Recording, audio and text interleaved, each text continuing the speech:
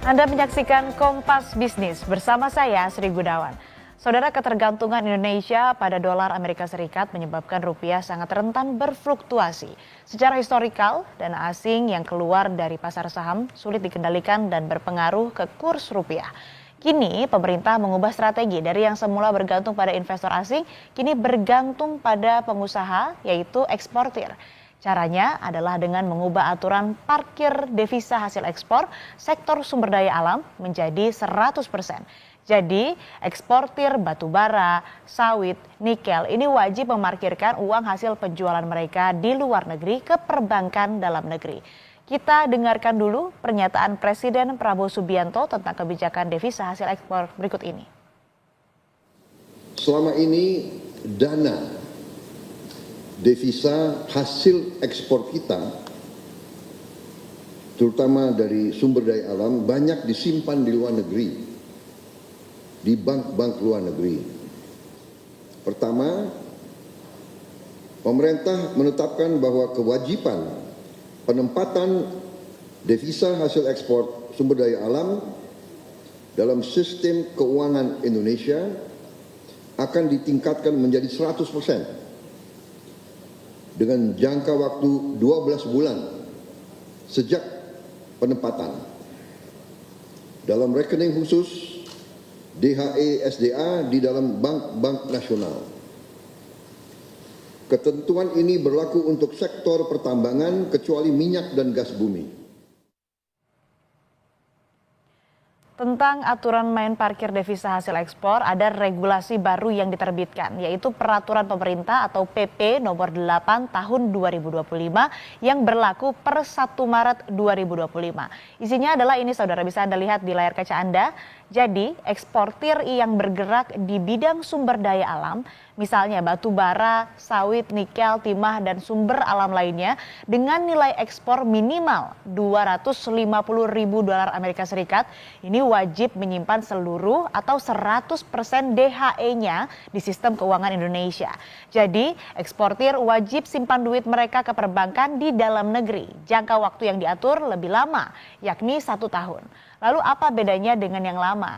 Nah, nanti ini kita akan bahas lebih dalam tentunya di Kompas Bisnis. Yang pasti, kata Gubernur Bank Indonesia Peri Warjio, aturan parkir ini dapat meningkatkan cadangan devisa Indonesia secara signifikan, memperkuat ketahanan eksternal ekonomi Indonesia terhadap gejolak pasar keuangan global. Rupiah juga diharapkan akan lebih adem karena kita tidak terlalu bergantung pada dolar milik investor asing, melainkan dolar dari eksportir. Nah, ini adalah salah satu dampak yang diharapkan bisa sampai ke masyarakat. Rupiah adem, maka harga-harga kebutuhan juga bisa lebih terkendali. Kita akan dengarkan dulu, saudara, penjelasan Peri Warjio, Gubernur Bank Indonesia berikut ini. Manfaatnya ya meningkatkan pembiayaan perekonomian kita dan mendukung pertumbuhan ekonomi. Yang kedua, bagi negara kita juga akan meningkatkan devisa yang masuk dan juga cadangan devisa kita, dan karenanya juga memperkuat upaya-upaya kita melakukan stabilisasi nilai tukar rupiah. Yang ketiga, kami juga bersama Bu Menteri Keuangan, OJK dan LPS, dengan adanya dana yang lebih banyak masuk di perbankan kita, sistem keuangan kita akan lebih stabil. Apa bedanya aturan baru dengan aturan lama? Jawabannya adalah di aturan baru, kewajiban parkir DHE jauh lebih ketat. Ingatkan tadi kami jelaskan 1 tahun lama disimpannya. Nah, sebelumnya devisa hasil ekspor diatur lewat PP nomor 36 tahun 2023. Ketentuannya di aturan lama ini eksportir hasil alam hanya wajib menempatkan minimal 30% DHE-nya di dalam negeri. Secara tenor selama paling singkat ini 3 bulan. Kalau mau lebih nggak apa-apa. Secara historikal, kata Menteri Keuangan Sri Mulyani, eksportir ini sudah patuh dan mampu kok. Jadilah regulasinya diperketat. Nah, kita dengarkan lagi, saudara, bagaimana penjelasan Menteri Keuangan Sri Mulyani berikut ini. Kita juga akan terus men-track bagaimana kebutuhan, karena selama pelaksanaan sejak tahun 2023 juga kita melihat posisi dari devisa hasil ekspor yang diletakkan di dalam perbankan kita itu relatif stabil pada level kalau minimum tadinya 30%, di dalam data yang ada adalah bahkan mencapai 37 sampai 42%. Jadi ini menggambarkan mereka sudah melebihi dari yang 30%. Sekarang dengan 100% terutama untuk yang SDA, terutama yang tadi batu bara, CPO dan nikel adalah 3 komoditas yang paling besar peranannya di dalam tadi mengenerate ekspor kita dan kemudian devisa kita. Nah, yang jadi masalah adalah kondisi ekspor Indonesia yang sedang melorot alias lesu. Kompas Bisnis ambil data Badan Pusat Statistik, ekspor Januari 2024 nilainya 23,46 miliar dolar Amerika Serikat. Kemudian di Januari nilainya menyusut jadi 21,45 miliar dolar Amerika Serikat. Kondisi ekonomi global disimpulkan ini sedang tidak baik-baik saja. Inilah yang jadi dasar atau baseline koordinasi antara fiskal, moneter, dan pemerintah secara umum. Apakah kalau yakin eksportir patuh, parkir dolarnya di dalam negeri, rapat Dewan Gubernur Bank Indonesia ini akan memotong bunga acuan atau BI rate hari ini? Pada Kompas Bisnis, ekonom Bahana Sekuritas Putra Satria memproyeksikan BI rate Februari 2025 berpeluang turun 25 basis poin. Nilai tukar rupiah jatuh ke atas 16.500 per dolar Amerika Serikat pada penutupan perdagangan akhir Februari 2025. Berdasarkan kurs tengah di Jakarta Interbank Spot Dollar Rate atau JISDOR Bank Indonesia, Jumat 28 Februari 2025, rupiah ambruk di posisi 16.575 per dolar Amerika Serikat. Pada awal pekan lalu atau 24 Februari 2025, nilai tukar rupiah terhadap dolar Amerika Serikat berada di angka 16.303 rupiah dan terus bergerak melemah hingga penutupan perdagangan akhir Februari 2025. Dan saudara, lebih lengkap soal tumbangnya nilai rupiah terhadap dolar Amerika Serikat sudah bergabung Kepala Ekonom Bank Permata Joshua Pardede. Selamat pagi Mas Joshua, apa kabar? Selamat pagi Asri, kabar baik. Mas Joshua, rupiah kan ini terus tertekan. Kemudian di penutupan perdagangan akhir Februari rupiah ambruk di atas 16.500. Nah, faktor apa sih Mas Joshua yang mempengaruhi melemahnya rupiah terhadap dolar Amerika Serikat? Ya, saya melihat bahwa memang ada beberapa faktor ya. Yang pertama adalah memang permintaan terhadap dolar ini memang cenderung biasanya meningkat di akhir bulan ya, biasanya untuk pembayaran utang luar negeri, dan juga kita juga melihat bahwa memang secara umum terjadi penguatan dolar secara absolut ataupun menyeluruh ya terhadap mata uang dunia, baik itu mata uang negara-negara maju dan juga mata uang negara-negara di Asia. Dan ini juga dilatar belakangi oleh beberapa kejadian ataupun beberapa beberapa pernyataan dari misalkan perkembangan dari terkait dengan misalkan perang dagang ya, terkait dengan pernyataan dari Presiden Trump di minggu lalu yang dimana sebelumnya Presiden Trump mengatakan bahwa akan mengenakan tarif impor juga, kenaikan tarif impor pada produk-produk di Eropa. Dan juga di akhir pekannya juga kita lihat bahwa ada diskusi yang cukup alot ya antara Presiden Zelensky dan juga Presiden Trump, yang ini akhirnya memberikan ketidakpastian kembali lagi pada geopolitik di Eropa Timur ya, terkait dengan Rusia dan Ukraine, sehingga ini mendorong permintaan terhadap dolar Amerika Serikat.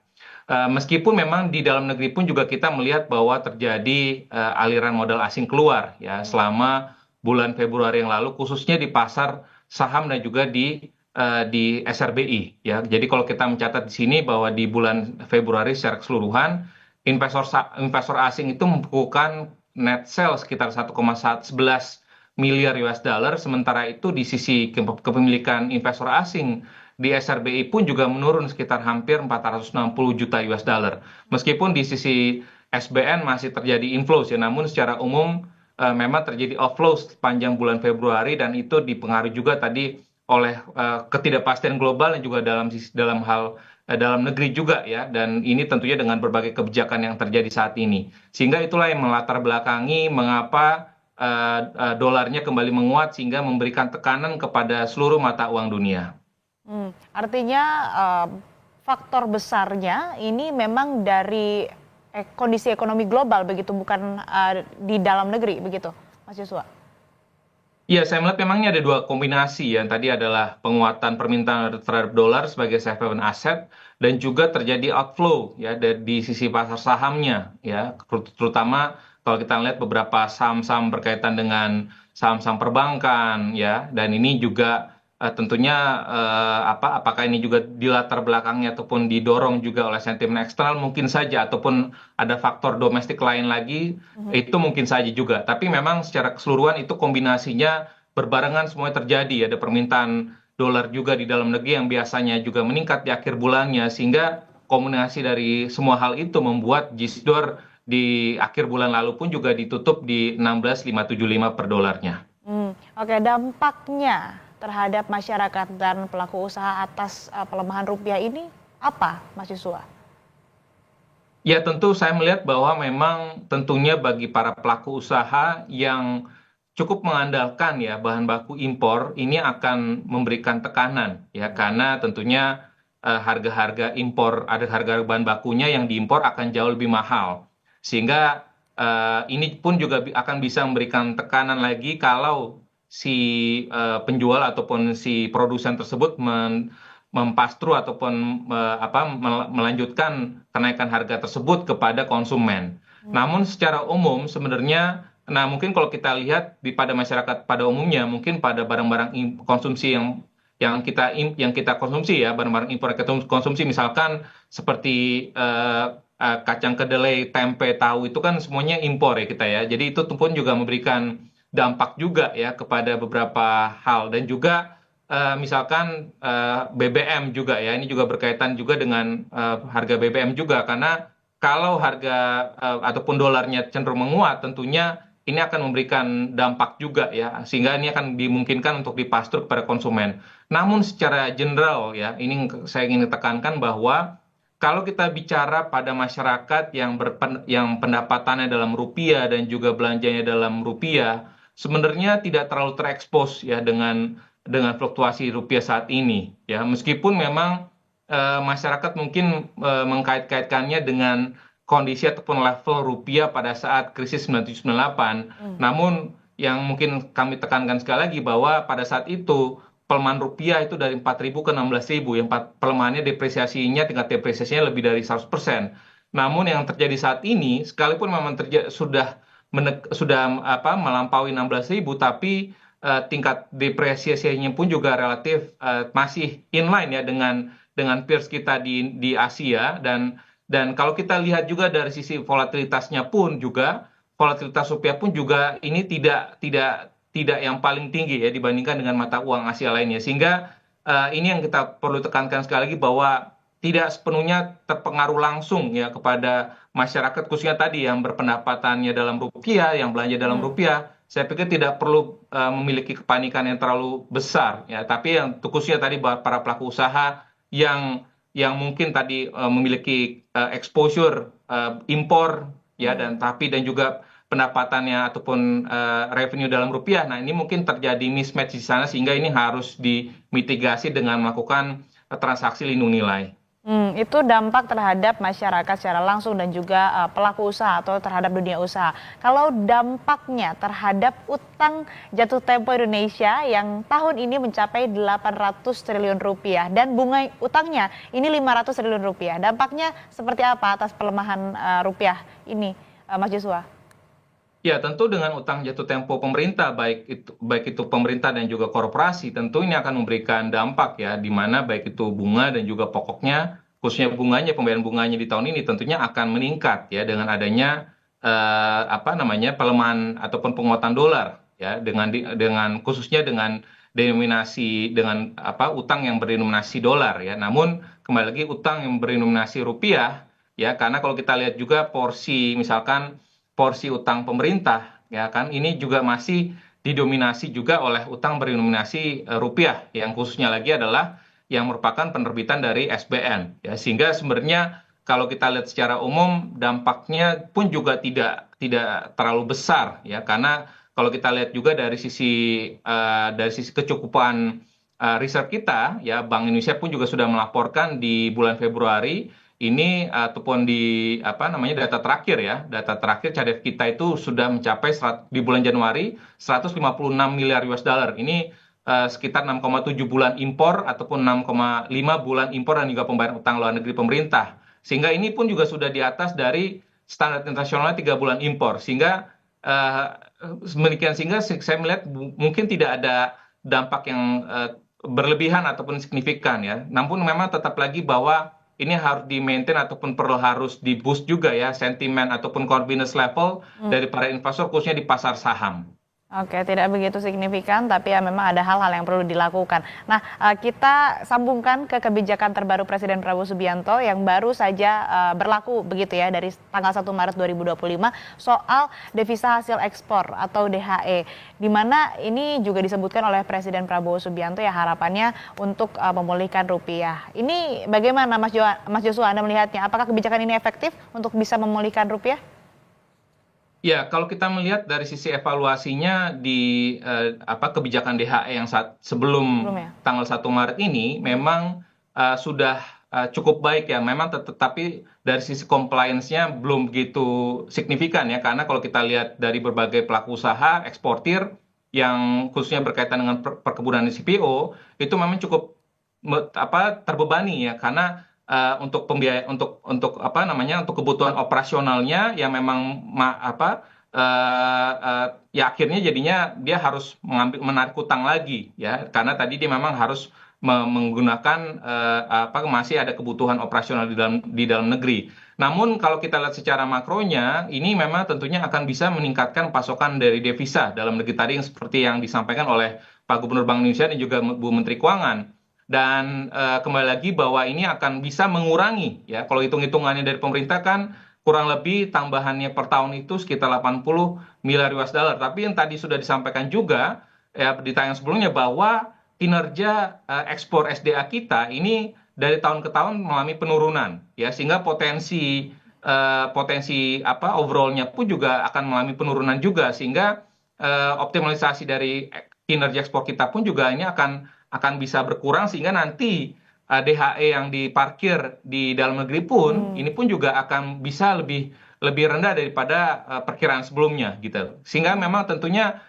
dan juga di samping itu pun juga memang ya tadi ya mungkin saja kalau kita lihat dari sisi mungkin efeknya ini mungkin baru akan terasa dalam jangka menengah ya tergantung lagi dari kepatuhan eksportir dan juga seberapa besar dampaknya pada cadangan devisa ya tapi harapannya dengan adanya kebijakan parkir DHE ini diharapkan ini akan bisa menambah lagi supply falas di dalam negeri sehingga ini akan membatasi karena tadi kita melihat bahwa ada kebijakannya termasuk juga misalkan untuk misalkan bisa ditukar kewajiban di parkir DHE itu bisa diexam ataupun bisa dihilangkan apabila dia ekspor ini menukarkan rupiahnya. Ya, sehingga menukarkan menjadi rupiah sehingga itu kan menambah falas dalam negeri juga gitu sehingga makanya ini akan bisa dan tentunya ini kalau kita mengikuti PP-nya ini kan cukup banyak ya kewajibannya sangat detail tapi intinya adalah kalau kita lihat ada insentifnya juga ya misalkan penempatan berbagai instrumen pajaknya pun juga ini insentifnya pun juga cukup memberikan insentif sehingga diharapkan ini akan bisa ada insentif tambahan juga para eksportir untuk menempatkan dana-dana DHE-nya kepada instrumen-instrumen di dalam negeri juga. Oke, terakhir Mas Joshua, kalau dari hitungan Anda, berapa titik wajah rupiah dan bagaimana proyeksi nilai tukar rupiah terhadap dolar Amerika Serikat? Ya, memang kalau kita melihat kondisi global ya dari kebijakan Amerika khususnya kebijakan Trump ya terkait dengan tarif impor dan juga ada pelemahan Tiongkok dan juga kita lihat juga ada secara fundamental ya ada potensi ekspektasi perlebaran defisit transaksi berjalan di Indonesia. Memang kami melihat bahwa untuk nilai tukar rupiah mungkin akan cenderung stabil di kisaran 16 ribuan ya. Mungkin sampai dengan akhir tahun ini kami melihatnya di 16.200 sampai 16.500-an ya sehingga itulah mungkin yang kami lihat bahwa dengan kondisi tadi bahwa kondisi dari sentimen globalnya tidak makin memburuk ya dengan catatan juga bahwa data-data ekonomi Amerika seperti yang kita lihat juga di minggu lalu, ya seperti core PCE dan juga PCE-nya, ini memang sudah mengalami penurunan dan juga per data hari ini ekspektasi dari pasar pun juga ya kita melihat bahwa probability untuk Fed rate cut-nya di tahun ini pun juga nambah lagi menjadi 3 kali, sehingga dinamika dari arah suku bunga Fed pun juga ini akan terus mempengaruhi juga ya. Jadi artinya mungkin agak sulit untuk memprediksi berapa level yang comfortable buat rupiah. Namun yang terpenting lagi adalah tadi pemerintah sudah mengupayakan dengan kebijakan dari parkir DHE, lalu juga dengan misalkan dengan bank emas ya sebelumnya, dan juga kita harapkan inflows ini pun juga khususnya di pasar saham akan kembali lagi pulih ya, sehingga ini akan bisa menstabilkan nilai tukar rupiah dalam jangka pendek hingga menengah. Ya, artinya semoga kebijakan atau regulasi soal DHE ini bisa setidaknya menjadi salah satu yang mendorong untuk pemulihan rupiah atau nilai tukar rupiah terhadap dolar. Terima kasih Mas Joshua Pardede, Kepala Ekonom Bank Permata telah bergabung bersama kami di Kompas Bisnis. Sehat selalu. Terima kasih.